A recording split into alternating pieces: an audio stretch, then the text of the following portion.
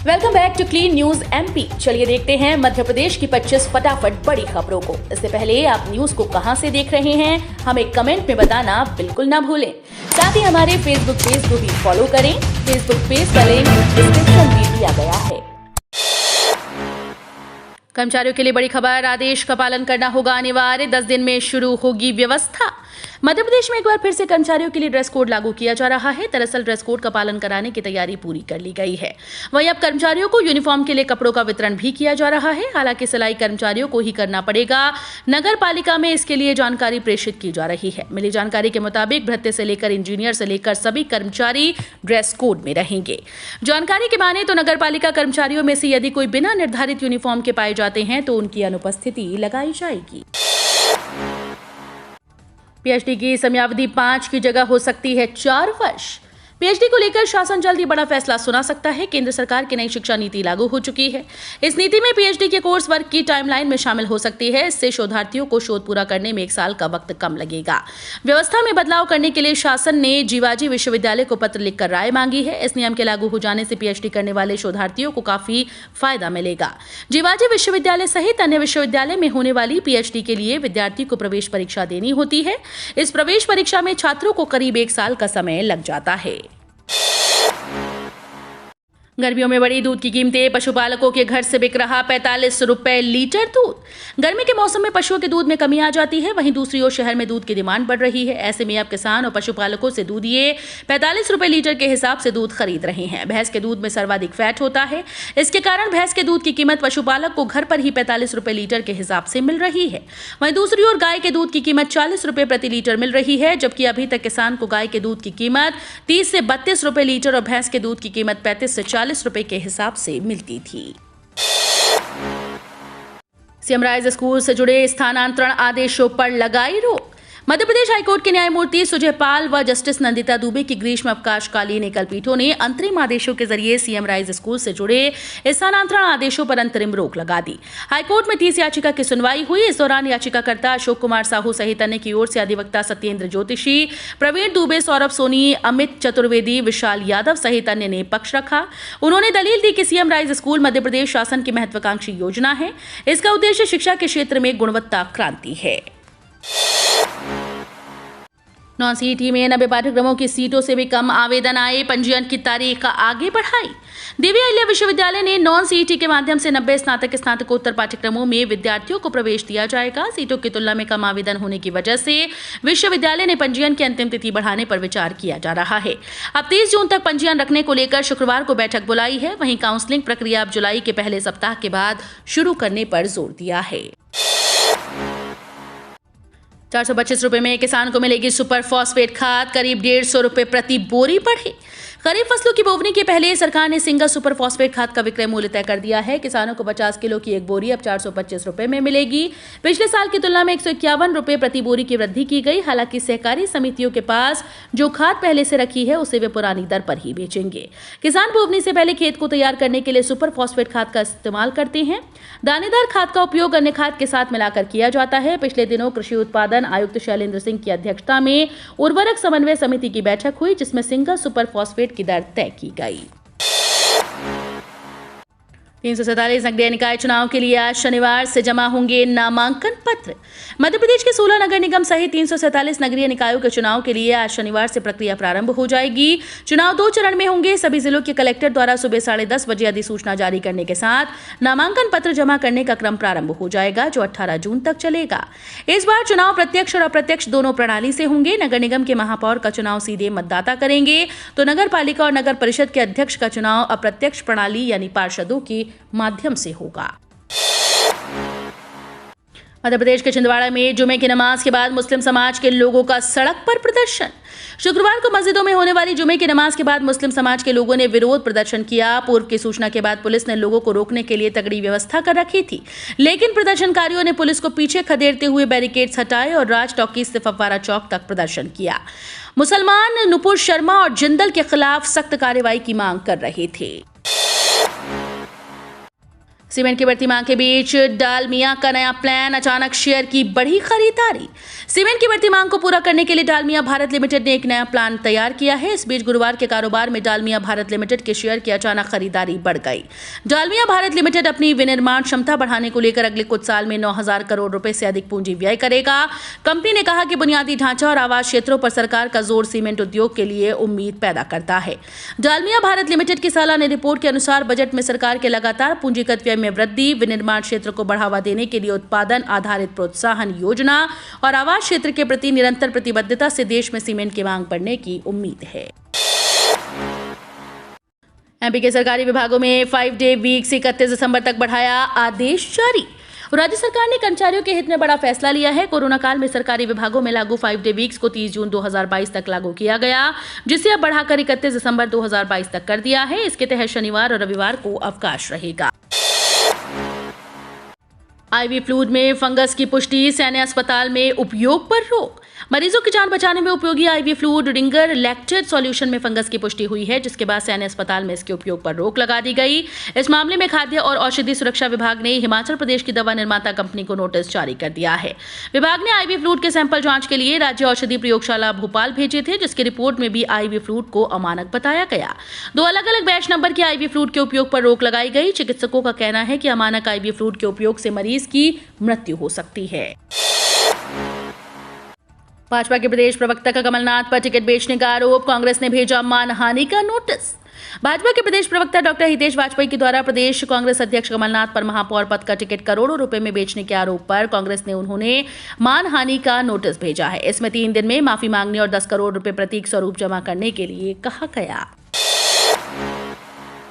उम्मीदवारों के लिए बड़ी खबर, 13 जून से शुरू होंगे आवेदन, जुलाई में होगी ये परीक्षा। मध्य प्रदेश लोक सेवा आयोग के उम्मीदवारों के लिए अच्छी खबर है। राज्य वन सेवा परीक्षा 2020 के आवेदन सोमवार 13 जून से शुरू होने जा रहे हैं। आयोग इंदौर ने राज्य वन सेवा परीक्षा 2020 की सूचना जारी कर दी। इस परीक्षा के लिए ऑनलाइन आवेदन 13 जून 2022 से 28 जून 2022 तक किया जा सकता है। ये परीक्षा आगामी 24 जुलाई 2022 को आयोजित की जाएगी। ऑनलाइन आवेदन पत्र में त्रुटि सुधार दिनांक 18 जून 2022 से दिनांक 30 जून 2022 तक किया जा सकता है। प्रत्येक त्रुटि सुधार के लिए 50 रुपए सेवा कर देय होगा। किसानों के लिए बड़ी खुशखबरी, अब मिलेगा इस सुविधा का भी लाभ, देना होगा घोषणा पत्र। पीएम किसान सम्मान निधि योजना के लाभार्थी किसानों के लिए बड़ी खुशखबरी है। 11वीं किस्त के बाद अब केंद्र की मोदी सरकार किसानों को एक और सुविधा देने जा रही है। इसके तहत विशेष ग्राम सभा का आयोजन किया जाएगा और किसानों को किसान क्रेडिट कार्ड की सुविधा दी जाएगी। दरअसल प्रधानमंत्री नरेंद्र मोदी द्वारा योजना के तहत 12.5 करोड़ किसानों के खाते में 11वीं किस्त के 21,000 करोड़ ऑनलाइन भेज दिए गए हैं। किसान आधिकारिक पोर्टल पर जाकर स्टेटस चेक कर सकते हैं। वहीं केंद्र की मोदी सरकार के द्वारा आजादी के अमृत महोत्सव के मौके पर किसान भागीदारी प्राथमिकता हमारी कार्यक्रम चलाया जा रहा है। प्रदेश में पहली बार ऑटोप्सी मशीन की मदद से होगा पोस्टमार्टम, खोपड़ी की हड्डियां नहीं टूटेंगी। प्रदेश की राजधानी भोपाल स्थित अखिल भारतीय आयुर्विज्ञान संस्थान में अब पोस्टमार्टम सुगम तरीके से किया जाएगा। पोस्टमार्टम के दौरान अमृत की खोपड़ी की हड्डियां नहीं टूटेंगी। इसके बजाय सीधे चमड़ी उतारकर मशीन से हड्डियों को काटा जाएगा। इससे पहले इस प्रक्रिया से निपटने के लिए छेनी हथौड़ी का उपयोग किया जाता था, जिसमें सिर छिन्न भिन्न हो जाता था और स्वजनों की भावना भी आहत होती थी। लेकिन अब इस काम को करने के लिए एम्स में ऑटोप्सी मशीन खरीदी गई है, जिसकी कीमत 5 लाख रुपए है। बुजुर्गों को साज के बाद हर साल मिलेगी 36,000 रुपए की पेंशन। अगर आप बुढ़ापे को लेकर चिंतित हैं तो यह खबर आपके काम की है। केंद्र की मोदी सरकार द्वारा किसानों, मजदूरों, असंगठित क्षेत्र में काम करने वाले लोगों और गरीबों को वित्तीय सहायता प्रदान करने के लिए पीएम श्रम योगी मानधन योजना चलाई जा रही है। इस योजना के तहत आप 55 रुपए से लेकर 200 रुपए हर महीने जमा करके बुढ़ापे में हर महीने 3,000 रुपए की पेंशन पा सकते हैं। 15 जून को जबलपुर होकर आएगी भोपाल दुर्ग परीक्षा स्पेशल।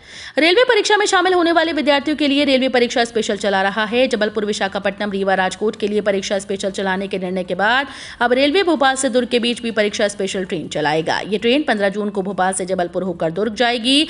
इस संबंध में वरिष्ठ मंडल वाणिज्य प्रबंधक विश्वरंजन ने बताया कि 15 जून को भोपाल से जबलपुर होकर दुर्ग के बीच परीक्षा स्पेशल ट्रेन चलेगी। ये ट्रेन भोपाल से 15 जून को सुबह 4:15 बजे रवाना होगी, जो इटारसी नरसिंहपुर होकर जबलपुर आएगी। ये ट्रेन जबलपुर रेलवे स्टेशन सुबह 9:25 पर आएगी। मध्य प्रदेश में सोयाबीन बीज पर मिलेगा 2,000 रुपए का अनुदान। सभी फसलों के बीज की दर तय। मध्य प्रदेश में 15 जून के बाद खरीफ फसलों की बोवनी का काम शुरू हो जाएगा। राज्य सरकार ने 25 लाख क्विंटल प्रमाणित बीज का इंतजाम भी कर लिया। साथ ही किसानों को सहकारी समिति और बीज संघ के माध्यम से दिए जाने वाले बीजों की दर भी तय कर दी है। सोयाबीन का प्रमाणित बीज 8100 रुपए प्रति क्विंटल की दर से दिया जाएगा। इस पर 2000 रुपए का अनुदान दिया जाएगा। इसी तरह सुगंधित धान के बीज की दर 3100 रुपए प्रति क्विंटल और अरहर के बीज की दर 4500 रुपए प्रति क्विंटल तय की गई है। इसके साथ ही सरकार ने किसानों से बीज खरीदने की दर भी तय कर दी। सभी विश्वविद्यालयों और कॉलेजेस को दिशा निर्देश जारी। यूजीसी ने एक बार फिर से सभी विश्वविद्यालयों कॉलेजेस को नए निर्देश जारी कर दिए हैं। दरअसल आजादी के अमृत महोत्सव को यादगार बनाने के लिए अब केंद्र सरकार के नवीन पहल पर यूजीसी ने हर घर तिरंगा अभियान की तैयारी की। इस अभियान के बारे में जागरूकता और जानकारी फैलाने के लिए यूजीसी ने सभी विश्वविद्यालयों और कॉलेजेस को दिशा निर्देश दिए। बता दें कि हर घर तिरंगा योजना के तहत स्वतंत्रता दिवस सप्ताह 11 से 17 अगस्त के बीच देश के हर घर पर तिरंगा फहराने की योजना तैयार की गई। हफ्ते भर में 3 से 4 हजार और सस्ती हो सकती है सरिया की कीमतें। घर बनाने की तैयारी कर रहे लोगों के लिए समाचार बड़े काम का है। आसमान छू रही सरिया की कीमतों में आने वाले हफ्ते भर में ही 3 से 4 हजार रुपए प्रति टन की गिरावट आ सकती है। यानी गिरावट के बाद में सरिया 55 से 56 हजार रुपए प्रति टन पहुंच जाएगा। शुक्रवार 10 जून को सरिया वर्तमान में सरिया 60,500 रुपए प्रति टन पहुंच गया है। 15 अप्रैल को सरिया 75,000 रुपए प्रति टन बिक रहा था। लोहा कारोबारियों का कहना है कि अभी लोहा बाजार में वैसे ही मांग नदारद है। ऐसे में बारिश का सीजन शुरू होने को है और इसे कारोबार के लिए वैसे ही ऑफ माना जाता है। होम ऑटो और पर्सनल लोन महंगे। Bank of Baroda, PNB, bank of India सहित इन 7 बैंकों ने बढ़ाई ब्याज दर। आम आदमी की जेब पर और बोझ बढ़ने वाला है। हाल ही में आरबीआई ने रेपो रेट बढ़ा दिया है। इसके चलते कई प्रकार के लोन महंगे होने वाले हैं। कई बैंकों ने अपनी ब्याज दरों में इजाफा कर दिया। इससे ईएमआई का बोझ भी बढ़ेगा। केंद्रीय बैंक ने इसी सप्ताह रेपो दर में 50 आधार अंकों की बढ़ोतरी के बाद बैंकों और वित्तीय संस्थानों ने ब्याज दरों में वृद्धि शुरू कर दी है। रेपो दर में वृद्धि के बाद ICICI bank, bank of Baroda, PNB, bank of India, Indian bank, Indian overseas bank और एचडीएफसी लिमिटेड ने कर्ज की दरों में बढ़ोतरी की है।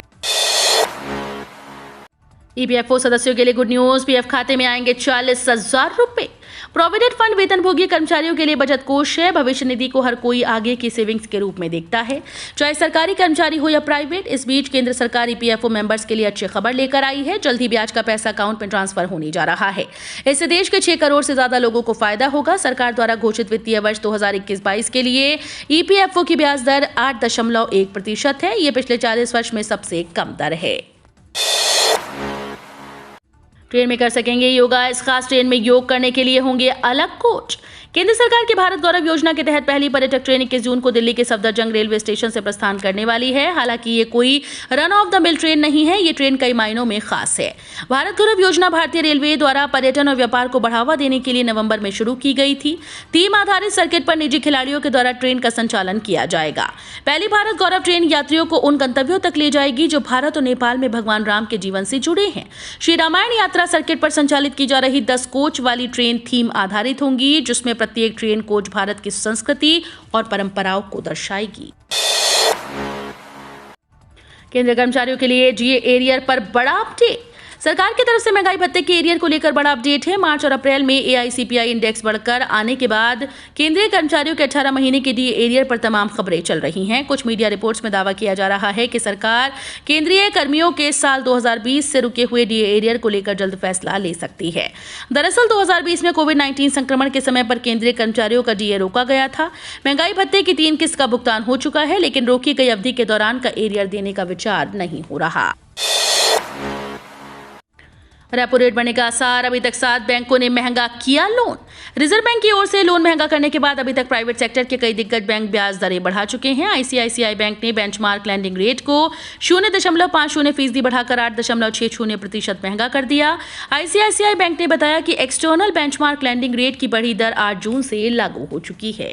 तो ये थी आज की 25 फटाफट बड़ी खबरें। अगर आपको न्यूज पसंद आई हो तो वीडियो को लाइक और शेयर जरूर करें। धन्यवाद।